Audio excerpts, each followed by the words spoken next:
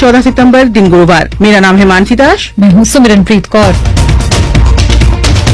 दिन भर में आज बात करेंगे संसद के विशेष सत्र पर। सरकार ने साझा किया चर्चा का एजेंडा, लेकिन विपक्ष नाराज। बात करेंगे एजेंडे में क्या है क्या नहीं। बात अफगानिस्तान की भी, जहां चीन के नियुक्त किए नए राजदूत का तालिबान ने किया स्वागत। संसद के विशेष सत्र के लिए सरकार ने जारी किया एजेंडा। कांग्रेस बोली सब कुछ नहीं स्पष्ट। एजेंडा जब देखा तो लगा कि भाई इसमें ऐसा क्या है जो विंटर सेशन तक प्रतीक्षा नहीं कर सकता था। तो कुछ ऐसा है जो साझा नहीं किया गया। जो भी हो, जो सीईसी का बिल है उसका हम पुरजोर विरोध करेंगे। विशेष सत्र में चर्चा के लिए पेश होगा मुख्य चुनाव आयुक्त के चुनाव से जुड़ा बिल। जानेंगे ये बिल कितना अहम। इसमें सबसे महत्वपूर्ण तो वो वाला बिल है, सीईसी वाला। और क्योंकि चुनाव आ रहे हैं तो ये सरकार के हाथ में बहुत बड़ा हथियार होगा ये, अगर पारित हो जाएगा ये बिल। चीन ने अफगानिस्तान के लिए नियुक्त किया अपना राजदूत। ये कदम क्यों है महत्वपूर्ण, होगा विश्लेषण। चीन के लिए मैदान खाली भी हुआ है, क्योंकि जब अमेरिका और नेटो अफगानिस्तान में थे तो उस वक्त चीन के लिए मुश्किल था कि अफगानिस्तान में इन्फ्लुएंस हासिल करे। चीन के लिए ये अपॉर्चुनिटी है कि अफगानिस्तान में भी फाइनेंशियल इन्फ्लुएंस और पॉलिटिकल इन्फ्लुएंस ज्यादा हो। करेंगे एशिया कप की बात भी, लेकिन उससे पहले सुमिरन से सुनते हैं देश दुनिया का हाल।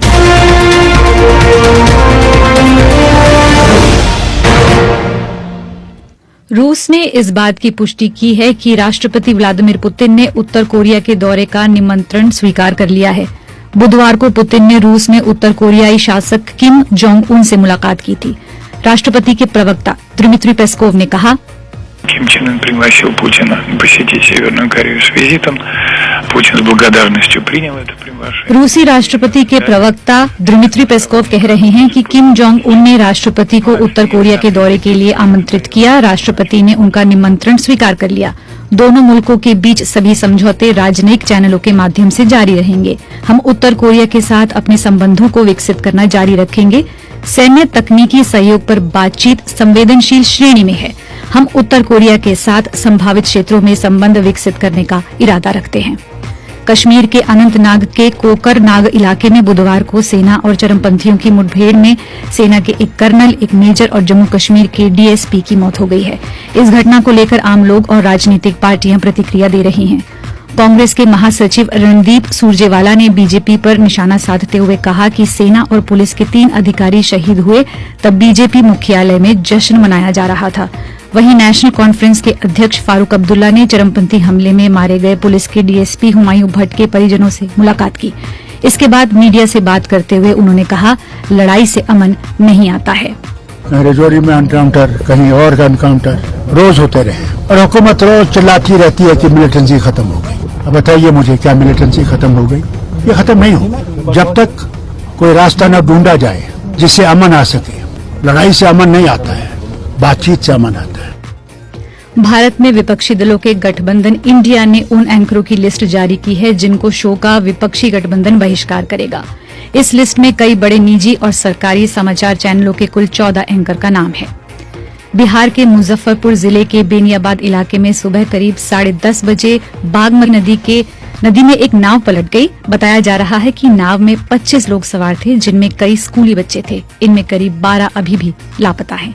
फिलहाल एनडीआरएफ, एनडीआरएफ और बाकी राहत टीमें लापता लोगों की तलाश में जुटी है। पूर्वी लीबिया में बाढ़ की वजह से कई शहर तबाह हो गए हैं। देरना शहर के मेयर का कहना है कि देश में अचानक आई बाढ़ से लगभग 20,000 लोगों के मारे जाने की आशंका है। रविवार को आई इस विनाशकारी बाढ़ ने देश में भीषण तबाही की स्थिति पैदा कर दी है। दुनिया की जानी मानी तकनीकी कंपनियों के मालिकों के साथ वाशिंगटन में हुई अमेरिकी सेनेटरों की एक बैठक के बाद टेस्ला के मालिक एलन मस्क ने कहा कि सभी लोग इस पर एकमत हैं कि आर्टिफिशियल इंटेलिजेंस को लेकर नियम बनाए जाने की बहुत जरूरत है। इस बैठक में मेटा के संस्थापक मार्क जकरबर्ग, गूगल के प्रमुख सुंदर पिचाई और माइक्रोसॉफ्ट के संस्थापक बिल गेट्स भी शामिल थे। बैठक में इस बात पर चर्चा हुई कि आने वाले वक्त में आर्टिफिशियल इंटेलिजेंस बड़े पैमाने पर बेरोजगारी और ऑनलाइन धोखाधड़ी का कारण बन सकता है।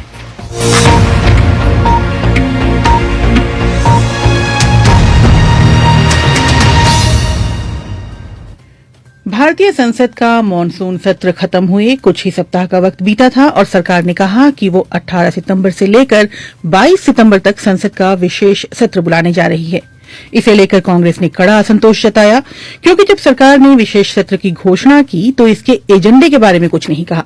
जी मानसी, बिल्कुल 20 जुलाई को शुरू हुआ संसद का मॉनसून सत्र 23 दिन तक चलने के बाद 11 अगस्त को खत्म हुआ था।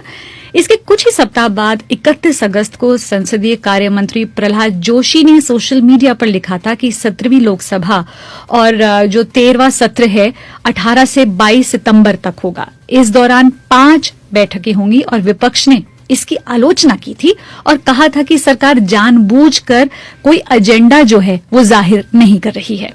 सुमिरन, बाद में कांग्रेस की वरिष्ठ नेता और पार्टी की अध्यक्ष रही सोनिया गांधी ने इसे लेकर प्रधानमंत्री मोदी को पत्र लिखा। बीजेपी ने उस समय इसकी आलोचना की थी और सीधे सीधे उन पर सवाल भी उठाया था। हमें आश्चर्य है कि इतने वरिष्ठ नेता इतने वर्षों से सदन के सदस्य रहने के बावजूद श्रीमती सोनिया गांधी जी को इतना भी नहीं पता है कि सदन की कार्रवाई कैसे बुलाई जाती है, उसकी परंपराएं क्या है, उसके कानूनी प्रावधान क्या है। हमारे भारत के संविधान के अनुच्छेद 85 में स्पष्ट रूप से प्रावधान बना है कि माननीय राष्ट्रपति महोदय जो parliamentary affairs committee of the cabinet होती है उसके सुझाव पर सदन का सेशन बुलाती है। उस सत्र में क्या चर्चा होने वाला है, क्या एजेंडा है, क्या बिजनेस होगा, वो परंपरा से सत्र शुरू होने वाला होता है। उसके पहले या तो बिजनेस एडवाइजरी कमेटी या फ्लोर लीडर्स की बैठक में इस पे चर्चा होती है। कांग्रेस की हमेशा एक कोशिश रहती है कि सभी जितनी परंपरागत हमारी जो संस्थाएं हैं, जो हमारा संविधान है, उसको वाद विवाद में डालने की जो एक कांग्रेस की कोशिश रहती है, उसकी मैं घोर निंदा करता हूं। लेकिन इस पूरे विवाद के बाद बुधवार को यानी कल सरकार ने इस बात का जवाब दिया कि आखिर संसद के विशेष सत्र में किन मुद्दों पर चर्चा होगी।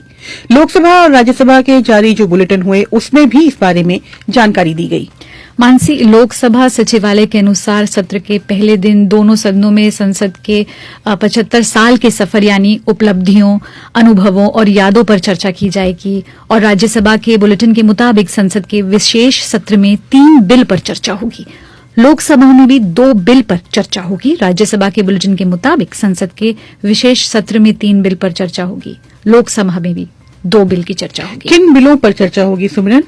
पहला मुख्य चुनाव आयुक्त एवं चुनाव आयुक्तों की नियुक्ति, दूसरा सेवाओं और कार्यकाल से संबंधित विधेयक और सीईसी की नियुक्ति से जुड़ा बिल। ये वही बिल है चुनाव आयुक्त की चुनाव वाला बिल जिसे मुझे याद है मॉनसून सत्र में पेश किया गया था लोकसभा में। जी, इनके अलावा प्रेस एवं पत्रिका पंजीकरण बिल और अधिवक्ता संशोधन बिल जिन्हें मॉनसून सत्र में राज्यसभा में पास किया गया था और पोस्ट ऑफिस बिल जिसे मॉनसून सत्र के दौरान राज्यसभा में पेश किया गया था। इसके अलावा राज्यसभा में जो रिपीलिंग एंड अमेंडमेंट बिल यानी जिसे निरसन एवं संशोधन बिल भी पेश किया जाएगा और ये बिल लोकसभा में पास हो चुका है। मानसी, लेकिन विपक्षी कांग्रेस का कहना है कि कुछ है जो अभी भी सरकार बता नहीं रही है। राज्यसभा के लिए कांग्रेस सांसद केसी वेणुगोपाल ने कहा कि एजेंडा में जिन बिल की बात की गई है उन पर तो बात शीत सत्र में भी की जा सकती है। No, I don't know what is the agenda for special session is actually surprising. For these bills are placed in Rajya Sabha last session itself. Then what is the point of the special session? We can discuss all this bill in the winter session. Therefore, this government's parliamentary agenda is totally not transparent at all, which has never happened in the history of parliamentary democracy of India. Once they call special session and they will not give agenda, then finally after hue and cry they will... मुझे नहीं पता कि विशेष सत्र का agenda क्या है। ये वाकई में आश्चर्यजनक है। बीते सत्र में ये बिल राज्यसभा में पेश किए गए थे। इन बिल पर शीत सत्र के दौरान भी बात हो सकती है। ऐसे में विशेष सत्र करने का क्या मतलब है? संसद के एजेंडा के मामले में सरकार पारदर्शी नहीं है। सरकार देश के संसदीय इतिहास में ऐसा पहले कभी नहीं हुआ। पहले उन्होंने विशेष सत्र बुलाया तो एजेंडा नहीं बताया, विवाद हुआ तो उन्होंने एजेंडा बताया, लेकिन किसे पता कि अचानक कोई सप्लीमेंट्री एजेंडा आ जाए। ये थे केसी वेणुगोपाल। जी, वहीं कांग्रेस नेता पवन खेड़ा ने कहा है कि सीईसी की नियुक्ति से जुड़े बिल का पार्टी जो है वो विरोध करेगी। सुनिए क्या कहा पवन खेड़ा ने। सोनिया जी के पत्र का एक दबाव हुआ, तब जाकर इन्होंने एजेंडा भेजा। एजेंडा जब देखा तो लगा कि भाई इसमें ऐसा क्या है जो विंटर सेशन तक प्रतीक्षा नहीं कर सकता था। तो कुछ ऐसा है जो साझा नहीं किया गया और जो छिपाया जा रहा है। जो भी हो, जो सीईसी का बिल है उसका हम पुरजोर विरोध करेंगे। सीपीआईएम नेता बृंदा कारत ने कहा है कि संसद की पारदर्शिता होती है, लेकिन ये सरकार इसको हमेशा रहस्य ही बनाना चाहती है। वो मुख्य मुद्दों से लोगों का जो ध्यान है कहीं न कहीं वो भटकाना चाहती है। वहीं एनसीपी के कार्यकारी अध्यक्ष और लोकसभा सांसद सुप्रिया सुले ने क्या कहा, आइए वो सुनते हैं। Very, very disappointing because we really go to Delhi for some good work, good discussions, good debates and something that we can all तो सुप्रिया सुले कह रही हैं कि ये बेहद दुर्भाग्यपूर्ण है, क्योंकि हम कुछ अच्छे काम, अच्छी चर्चा, अच्छी बहस और अच्छी नीतियों के साथ एक मजबूत राष्ट्र के निर्माण में योगदान देने के लिए दिल्ली जाते हैं, लेकिन दुर्भाग्य से इस सरकार के तहत केंद्र में ऐसा होता नहीं दिख रहा है। लौटते हैं सुमिरन उन बिलों पर जिन पर विशेष सत्र के दौरान चर्चा होनी है। इनमें सबसे चर्चित बिल है मुख्य चुनाव आयुक्त की नियुक्ति से जुड़ा बिल। कहा जा रहा है कि मुख्य चुनाव आयुक्त की नियुक्ति प्रक्रिया से सरकार चीफ जस्टिस ऑफ इंडिया को हटाना चाहती है और इसीलिए ये बिल लाया जा रहा है। अभी तक मुख्य चुनाव आयुक्त को चुनने वाली कमेटी में माननीय प्रधानमंत्री, लोकसभा के नेता प्रतिपक्ष और मुख्य न्यायाधीश होते हैं। नए विधेयक में मुख्य न्यायाधीश की जगह कैबिनेट मंत्री को शामिल किए जाने की